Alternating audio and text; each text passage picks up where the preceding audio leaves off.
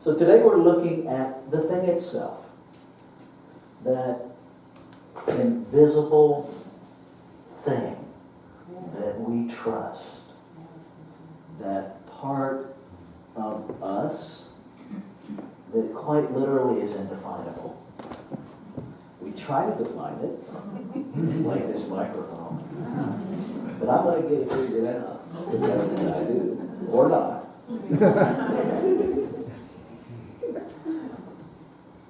Not wax unministerial in the process. All right, we'll try that. That's not working. Shut her off, Ike. Shut her off? Yeah. Good. Because otherwise I'm going to feedback like crazy if I use both of them. Okay, so we're going to go with what is. The thing itself. Why did Ernest Holmes call it the thing itself, rather than some other name for a deity? I don't know that we know, and he's not here for us to ask. It works for me, and I'll tell you why. It takes out the gender. It takes out any form of humanizing this thing that is so far beyond human form. It formed us. And if you notice, we have a tendency to try to form it to match us.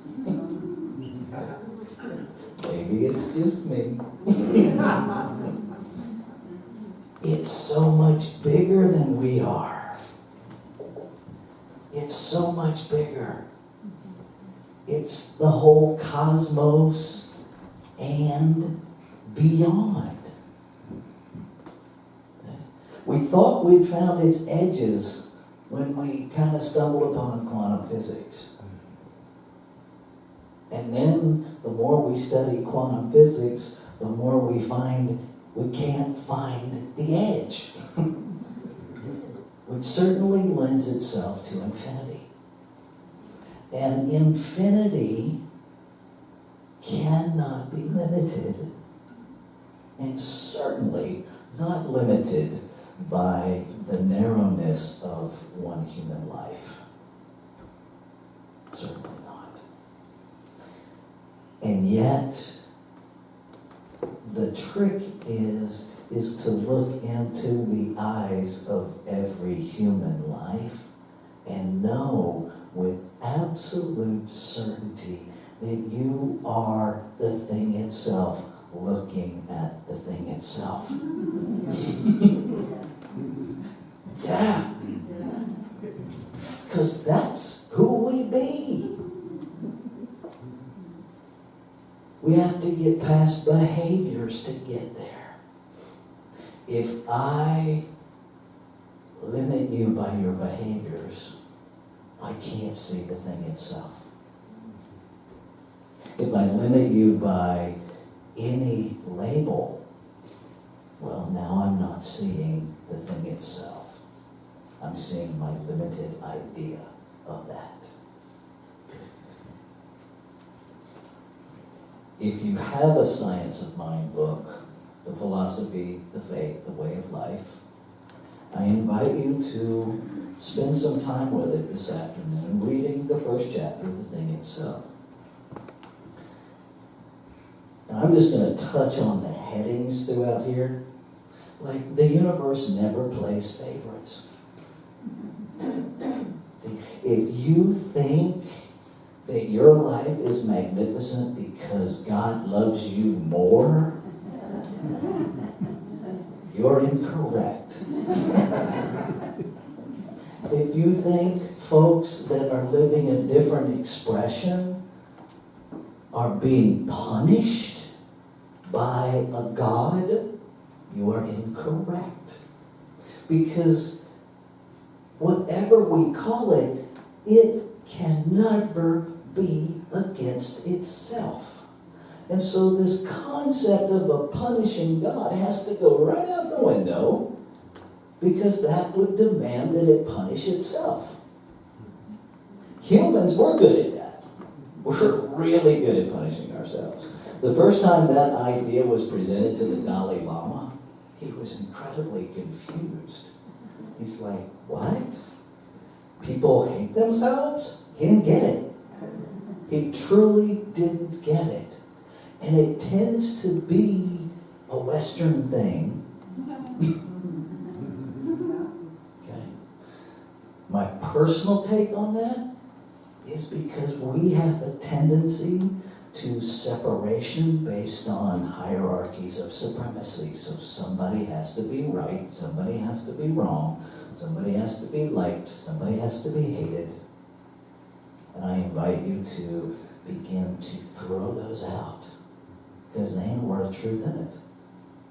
The song that we sang this morning, Imagine.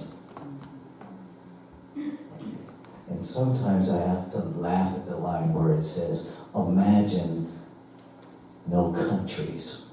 It isn't hard to do. And the human part of me is like, have you met a person? It isn't hard to do. But we seem to have a really hard time imagining no countries. Imagining no boundaries. Imagining no point of separation. Imagine going through life looking into the eyes of one another. Now that's unsettling at best for most of us. We like looking at the forehead and the nose and the shoulders. We're not good at looking at each other in the eye. What are you afraid of? All you're going to see is you. Catch that? The only thing you're going to see when you look into the eyes of another is you. Because there's only one here, the thing itself. Individualized as each and every one of us. So the idea that it plays favorites, get rid of that. That's just some human construct to use religion as a mechanism of power and control, and we ain't about that. Okay. Nothing supernatural in what we study. Now it feels like it because we can't see it. We see the manifestations of it, but we cannot identify, explain, isolate, look at mind. We can't do it. We can do that with the brain, but your brain is not your mind. Get really clear about that. Your brain is a processor. It's a storer of information. It is the hard drive for this computer called a human being. And that is all it is. Garbage in, garbage out. Good in, good out. Confused in, confused out. Okay. That's the function of the brain. The mind only knows truth. You can't put anything in mind. Okay? Did you catch that? You cannot put anything in mind. We use it. We don't create it. We don't change it. We tap into it because mind quite literally is the thing itself. And we get confused about that. We start thinking mind is my mind, which means Rafe's mind. Oh no. There is one mind. Rafe doesn't have his own mind. Rafe uses the one mind in his individualized way. And that's what you do. But we are all using the same mind. It's big. It's big. Let's take a breath. This is why we revisit this stuff. Because it's so easy to fall into the human trap of our brain. Okay? Here's one of the headings. There are not two minds, only two names. What that section is talking about is the conscious and the subconscious.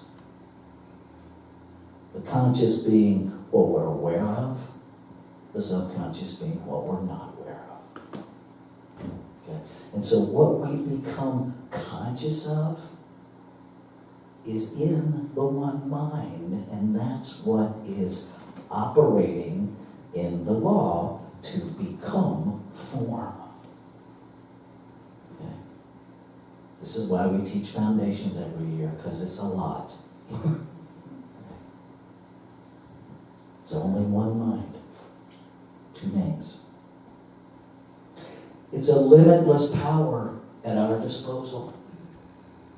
You can't purchase it. You can't meditate and get more of it. And here's the really good news, you can't get rid of it. You are it in form. It's that tweaky little phrase that kind of bends our brains a little bit, that all of the divine is in me, but I am not all of it. But every shred of power that the thing itself is, lives, moves, and has its being as you. We're done with in and through. Apparently the battery's done. No, there's that. It's as you. You are the thing itself, manifest, individualized in form. Like it or not. You don't get to change it. You get to decide whether or not you're going to use it. Or actually, that's not true. You get to decide how you're going to use it. Okay? So here's the good news and the bad news. All thought is creative. All thought is creative.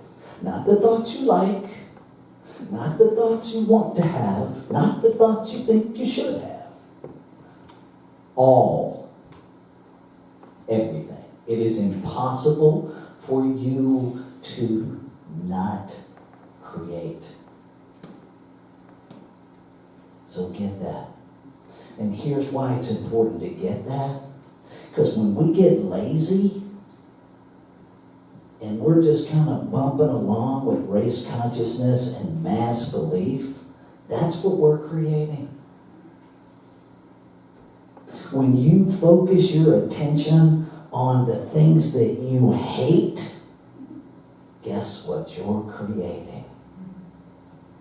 Because you can't focus on it without energetically aligning with it. And that's the thought we're talking about. We're not talking about this fleeting, where you're driving down the road, oh, should I go to Safeway? That's not what we're talking about. We're talking about your belief system. We're talking about those beliefs that operate automatically. That's where you're creating from, and every one of those is in operation. When we talk about taking responsibility, it's taking responsibility for examining those beliefs. Bring them up, look at them. Is that mine? Is it something that I was given in the 3rd grade? And now I look at it and go, not so much. I was raised with a God that hates me. I was raised with a God that was going to condemn itself as me to hell to burn forever. Anybody else have that same God? Yeah. Ain't a word of truth in it. And we get to pull that up and go, I don't think so. I don't think so. Because I am the divine in form. I am the thing itself. And so I'm going to hold myself in that preciousness. And I'm going to give everyone who taught me something different free passage. Free passage. Because otherwise, I am aligning myself in agreement with them. Because now I'm going to condemn them because they condemned me, and all we're doing is condemning. There's no such thing as self-righteous condemnation. We don't get to do that. Okay? All thought is creative. The road to freedom is not mysterious. It's so simple. And it's the R word. Take responsibility. They're your beliefs. You are not a victim of somebody else's belief system. You are in alignment with a belief system. If it no longer represents you, change it. But change your belief system and leave theirs alone. Look at your neighbor and say, your belief system is none of my business.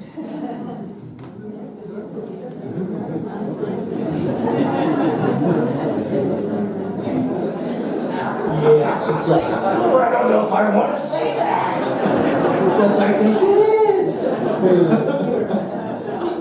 Yeah, good on you if you got the words out. I saw a couple of folks going, listen. That's where your work begins, in that place is like, well, but it is my business. I'm going to make it my business. Watch. It's none of your business. Absolutely none of your business. Get out of everybody else's business. You have a full-time job in your own business. I'm just saying. Now, if you run out of things to take care of in your business, call me. We'll sit down and do a little inventory just to make sure. It's always good to have a second set of eyes. I ain't judging, I'm just saying. I might be judging a little.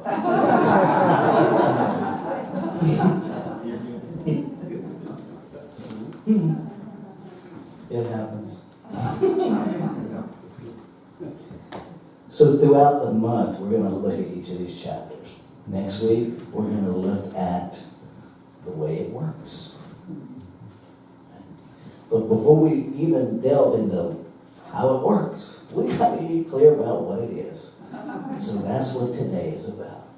When you hear first cause, and you think that's a statement of blame, you have misunderstood first cause. First cause simply means the thing itself. Okay? That's what it's talking about. First cause. Where does everything begin and end? In the thing itself. So if you don't get anything else today, get that. First cause doesn't mean the first person that came up with a belief system that is messing with your life. That is not what it means. But you'd be amazed how many of us think that. First cause is the first blame. No. It's the source itself. It's where everything comes out of, lives within, and resolves back into the formlessness of. Our belief system is one that is referred to as unqualified because we can't see it. We can't qualify it. This is a book. See, I can qualify this. It's a book. We can see it. We can touch it. It's in form. Form is qualifiable. The formless is not. We see the evidence of the thing itself. We see the individualized expressions of the thing itself. But we do not, cannot, will not ever see all of the thing itself. Can't. Because how do you see infinity? How do you do that? I mean, this little candle back here, see, no matter where you're looking at that from, find the last candle. Find the last flame. It goes on forever. It's a trippy little thing. No matter where you look at it, it's infinity. It just goes. That's the same way creation is. I'll end with this because for me, it makes it way more clear. Thomas Troward was very clear that we create nothing, absolutely nothing. That creation happened one time and it's a continuous activity. That we are what Thomas Troward referred to as divine distributors of creation. Creation is the thing itself. We use it. We don't create more of it because you can't create more of infinite. You can't. You just can't. That's our ego telling us that we're more powerful than what created us. Ain't a word of truth in it. You can have that conversation with your own ego. I have it with mine several times a day. And have it lovingly. Let's take this into prayer. So breathing, I close my eyes to enter that place within that is never confused about who and what it is. Closing my eyes so that I am not fooled by the form that I'm standing within. To know that there is only one infinite, ever-present source. That it is truly everywhere present. That it is all that is seen, all that has ever been seen, and all that remains on the unseen side. That it is absolute, lacking nothing. That it manifests itself in form to evolve, to experience itself without ever diminishing itself, never absorbed in or by its creation. It is that constant oneness of all. And given that it is the only thing there is, and I am here in form, I must be that in form. So all that it is must be within my being, having been made out of it by it, to express it. And what is true of me must be true of all created out of the same one. What a glorious realization to have.